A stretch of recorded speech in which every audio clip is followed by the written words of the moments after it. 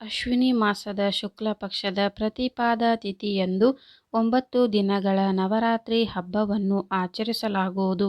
ನವರಾತ್ರಿ 2024ರ ಪೂಜೆ ಶುಭ ಮುಹೂರ್ತ ಯಾವುದು? ನವರಾತ್ರಿ ಪೂಜೆ ಸಾಮಗ್ರಿ ಮತ್ತು ಪೂಜೆ ಮಾಡುವ ವಿಧಾನಗಳೇನು? ನವರಾತ್ರಿ ಹಬ್ಬದ ಮಹತ್ವ ಮತ್ತು ವಿಶೇಷತೆಗಳು ಏನು ಎಂದು ತಿಳಿಯೋಣ. ಶಾರದೀಯ ನವರಾತ್ರಿಯು ಭಾರತದಲ್ಲಿ ಅತ್ಯಂತ ಅದ್ದೂರಿಯಾಗಿ ಆಚರಿಸಲಾಗುವ ಹಬ್ಬಗಳಲ್ಲಿ ಒಂದಾಗಿದೆ. ಇದನ್ನು ದುರ್ಗಾದೇವಿಯ ಆರಾಧನೆಗೆ ಸಮರ್ಪಿಸಲಾಗಿದೆ. ನವರಾತ್ರಿಯು ಅತ್ಯಂತ ಮಂಗಳಕರವಾದ ಹಿಂದೂ ಹಬ್ಬಗಳಲ್ಲಿ ಒಂದಾಗಿದೆ. ಇದನ್ನು ಅತ್ಯಂತ ಉತ್ಸಾಹ ಮತ್ತು ಬಣ್ಣಗಳಿಂದ ಆಚರಿಸಲಾಗುತ್ತದೆ. ಈ 9 ನವರಾತ್ರಿ ಉತ್ಸವವು ಅಪಾರ ಸಂಸ್ಕೃತಿ ಮತ್ತು ಆಧ್ಯಾತ್ಮಿಕ ಮಹತ್ವವನ್ನು ಹೊಂದಿದೆ ಮತ್ತು ಇದು ದೇಶಾದ್ಯಂತ ವಿವಿಧ ಆಚರಣೆಗಳೊಂದಿಗೆ ಸಂಬಂಧವನ್ನು ಹೊಂದಿದೆ. 2024ರ ನವರಾತ್ರಿಯ ಕುರಿತು ಒಂದಿಷ್ಟು ಮಾಹಿತಿ ಹೀಗಿದೆ. ಶಾರದೀಯ ನವರಾತ್ರಿ ದಿನಾಂಕ ಮತ್ತು ಸಮಯ. ನವರಾತ್ರಿ ಆಚರಣೆಯು ಅಶ್ವಿನಿ ಮಾಸದ ಶುಕ್ಲ ಪಕ್ಷದ ಪ್ರತಿಪಾದ ದಿನಾಂಕವಾದ ಅಕ್ಟೋಬರ್ 3ರಂದು ಮಧ್ಯಾಹ್ನ 12:18ಕ್ಕೆ ಪ್ರಾರಂಭವಾಗುತ್ತದೆ. ಈ ದಿನಾಂಕವು ಅಕ್ಟೋಬರ್ 4ರಂದು 2:58ಕ್ಕೆ ಮುಕ್ತಾಯಗೊಳ್ಳುತ್ತದೆ. ಸನಾತನ ಧರ್ಮದ ಪ್ರಕಾರ ದಿನವು ಸೂರ್ಯೋದಯದಿಂದ ಪ್ರಾರಂಭವಾಗುತ್ತದೆ. ಹೀಗಾಗಿ ಅಕ್ಟೋಬರ್ 3ರಂದು ಶಾರದೀಯ ನವರಾತ್ರಿ ಆರಂಭವಾಗಲಿದೆ. ಪ್ರಾಸಂಗಿಕವಾಗಿ ಹಸ್ತ ನಕ್ಷತ್ರ ಮತ್ತು ಚಿತ್ರ ನಕ್ಷತ್ರಗಳು ಅಕ್ಟೋಬರ್ 3ರಂದು ಒಂದೇ ದಿನಾಂಕದಂದು ಬೀರುತ್ತದೆ. ಈ ವರ್ಷ ನವರಾತ್ರಿಯನ್ನು ಅಕ್ಟೋಬರ್ 3ರಿಂದ 11ರವರೆಗೆ ಆಚರಿಸಲಾಗುತ್ತದೆ. ಶಾರದೀಯ ನವರಾತ್ರಿಯನ್ನು ಘಟಸ್ಥಾಪನೆಯನ್ನು ಅಕ್ಟೋಬರ್ 3ರಂದು ಬೆಳಗ್ಗೆ 6:15ರಿಂದ 7:22ರವರೆಗೆ ಮಾಡಬಹುದಾಗಿದೆ. ಮತ್ತೊಂದೆಡೆ ಅಭಿಷೇಕ ಮುಹೂರ್ತ 11:46ರಿಂದ 12:03ರವರೆಗೆ ಇರುತ್ತದೆ. ನಂತರ 9 ದಿನಗಳ ಶಾರದೀಯ ನವರಾತ್ರಿಯನ್ನು ಆಚರಿಸಿದ ನಂತರ ಅಕ್ಟೋಬರ್ 12ರಂದು ದಸರಾ ಅಥವಾ ವಿಜಯದಶಮಿ ಹಬ್ಬವನ್ನು ಆಚರಿಸಲಾಗುತ್ತದೆ. ನವರಾತ್ರಿ ಹಬ್ಬಕ್ಕೆ ಸಂಬಂಧಿಸಿದ ಆಚರಣೆಗಳು ಮತ್ತು ಸಂಪ್ರದಾಯಗಳು.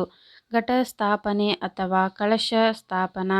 ನೀರಿನಿಂದ ತುಂಬಿದ ಪವಿತ್ರ ಕಳಶವನ್ನು ಇರಿಸುವ ಮೂಲಕ ಮತ್ತು ದೇವಿಯ ಆಶೀರ್ವಾದವನ್ನು ಕೋರುವ ಮೂಲಕ ನವರಾತ್ರಿ ಆರಂಭವಾಗುವುದು. ದೈನಂದಿನ ದುರ್ಗಾ ಪೂಜೆ. ಭಕ್ತರು ಪ್ರತಿದಿನ ದೇವಿಗೆ ಹೂವುಗಳು, ಹಣ್ಣುಗಳು ಮತ್ತು ಸಿಹಿ ತಿಂಡಿಗಳನ್ನು ಅರ್ಪಿಸುತ್ತಾರೆ. ಜೊತೆಗೆ ದುರ್ಗಾ ಸಪ್ತಮಿಯ ಪಠಣ ಮತ್ತು ಪೂಜೆಯನ್ನು ಮಾಡಲಾಗುತ್ತದೆ. ಉಪವಾಸ ವ್ರತ. ಜನರು ನವರಾತ್ರಿಯ ಸಂದರ್ಭದಲ್ಲಿ ಎಲ್ಲಾ 9 ದಿನಗಳು ಅಥವಾ ಮೊದಲ 2 ಅಥವಾ ಕೊನೆಯ 2 ದಿನಗಳಲ್ಲಿ ತಮ್ಮ ಆಯ್ಕೆಗಳನ್ನು ಅವಲಂಬಿಸಿ ಉಪವಾಸ ವ್ರತವನ್ನು ಆಚರಿಸುತ್ತಾರೆ. ಕನ್ಯಾ ಪೂಜೆ. ಅಷ್ಟಮಿ ಅಥವಾ ನವಮಿಯಂದು ದುರ್ಗೆಯ 9 ರೂಪಗಳನ್ನು ಪ್ರತಿನಿಧಿಸುವ ಕನ್ಯೆಯನ್ನು ಪೂಜಿಸಲಾಗುತ್ತದೆ. ದುರ್ಗಾದೇವಿಗೆ ನವರಾತ್ರಿಗೂ ಇರುವ ಸಂಬಂಧವೇನು? ರಾಕ್ಷಸ ಮಹಿಷಾಸುರನ ಸಂಹಾರದ ಪ್ರತೀಕವಾಗಿ ಭಕ್ತರು ದುರ್ಗಾದೇವಿಗೆ ಗೌರವವನ್ನು ಸಲ್ಲಿಸಲು ನವರಾತ್ರಿ ಹಬ್ಬವನ್ನು ಆಚರಿಸುತ್ತಾರೆ. ಈ ಸಂದರ್ಭದಲ್ಲಿ ದುರ್ಗಾದೇವಿಗೆ ವಿಶೇಷ ಪೂಜೆಯನ್ನು ನೆರವೇರಿಸಲಾಗುತ್ತದೆ. ದುರ್ಗಾದೇವಿಯು ಮಹಿಷಾಸುರನನ್ನು ಸಂಹಾರ ಮಾಡಲು 9 ಹಗಲುಗಳನ್ನು ಮತ್ತು 9 ರಾತ್ರಿಗಳನ್ನು ತೆಗೆದುಕೊಂಡಳು. ಹಾಗಾಗಿ ಈ 9 ದಿನವನ್ನು ಯೋಗ್ಯತೆಯನ್ನು ಪೂಜಿಸಿ ಅಸುರನ ಸಂಹಾರದ ದಿನವನ್ನು ವಿಜಯದಶಮಿಯಂದು 10ನೇ ದಿನ ಆಚರಿಸಲಾಗುತ್ತದೆ. ಈ ದಿನ ಜನರು ದುರ್ಗಾದೇವಿಯನ್ನು ಪೂಜಿಸುತ್ತಾರೆ. ರಾಮನಿಗೂ ನವರಾತ್ರಿಗೂ ಇರುವ ಸಂಬಂಧವೇನು?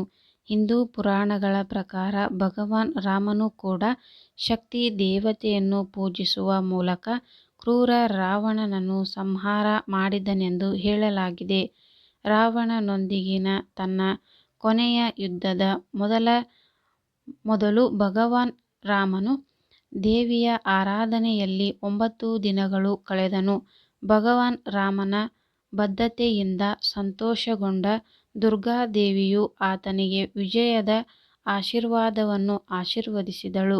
ನವರಾತ್ರಿಯ ಮಹತ್ವವು ವೇದಗಳು, ಪುರಾಣಗಳು ಮತ್ತು ಇತರ ಧಾರ್ಮಿಕ ಗ್ರಂಥಗಳಲ್ಲಿ ಭಗವಾನ್ ರಾಮನೊಂದಿಗೂ ಸಂಪರ್ಕವನ್ನು ಕಲ್ಪಿಸಿ ಕಥೆಯನ್ನು ಹೇಳುತ್ತದೆ.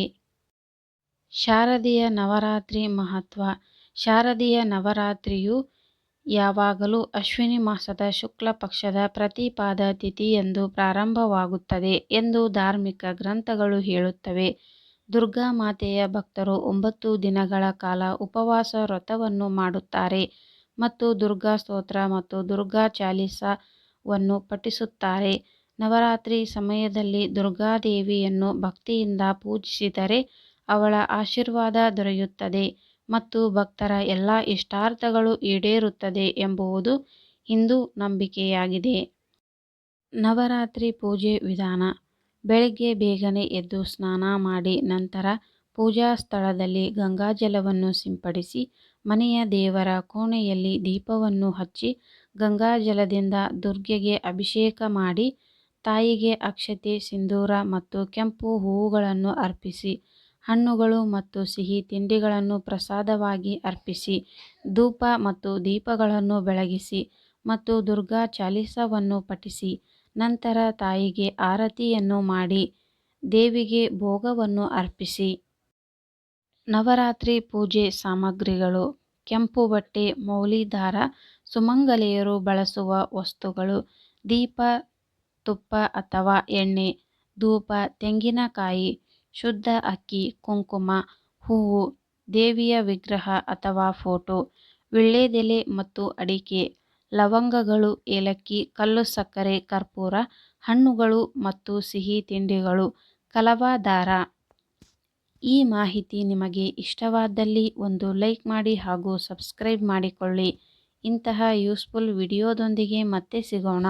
ಈ ವಿಡಿಯೋ ಕೊನೆತನಕ ನೋಡಿದ್ದಕ್ಕೆ ನಿಮಗೆಲ್ಲರಿಗೂ ಧನ್ಯವಾದಗಳು.